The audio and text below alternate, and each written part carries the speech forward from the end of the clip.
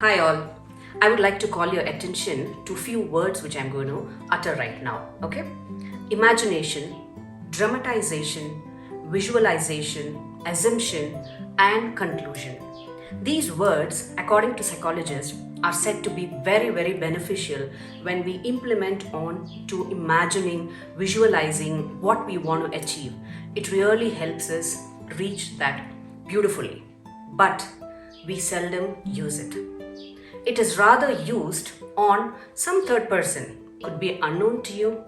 We generally imagine, we generally visualize, dramatize, assume, and conclude things happening on someone else's life. It's natural for every human being to do that. When we do this on a third person's life, it takes a 180-degree change, a 180-degree tilt rather, and these beautiful words become very damaging. To be more precise, it becomes a very damaging, very simple 6-letter word. I'm sure you would have guessed it by now. Yes, you are right. It is gossip. Gossip. Gossip.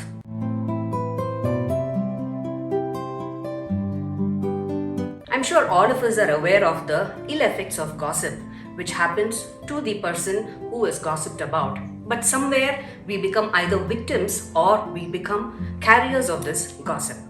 Definitely, every day there is so much of gossip happening and there are innumerous examples. But I would like to just narrate what happened with me in the recent past, maybe the last few months.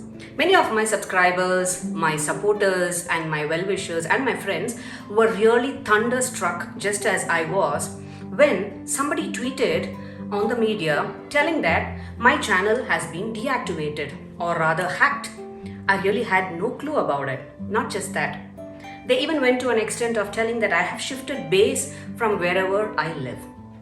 And to add on, it was told that it was just a lockdown affair of this recipe and activate your thinking box so it might not happen again. These were the things which was spoken about. I really don't worry, don't care about who the carriers are. I just took the lighter part of it. Okay, if somebody is talking about you, if somebody is talking about the channel that you are working in, it means there is some stuff in it, isn't it? So I just took it in a very lighter note. But then, for many, it really disturbs. It goes to an extent where it damages their personal life, their career, whatsoever. I think it's time we really think of stopping all this. I would like to give the recipe in short about how Socrates dealt with it.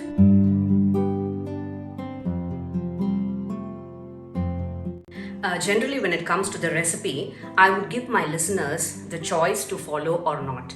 But in this, I would insist on all of us following it. Let's see how Socrates handled it in the incident in Athens, Greece, if I recall it rightly. His friend came over to Socrates and he wanted to tell something about another common friend of theirs. Socrates very diplomatically said, I would listen to it, provided it passes through a 3-filter test.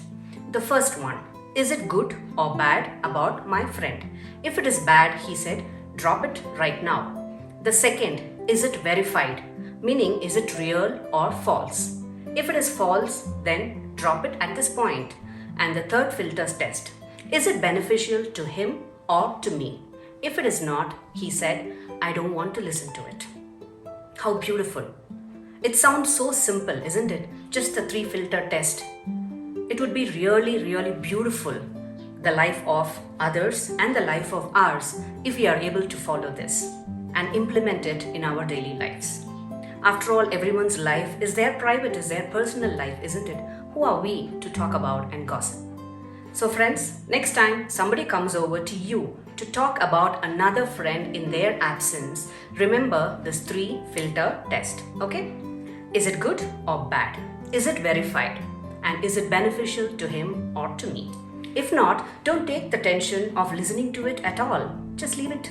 Just let it go and stay happy.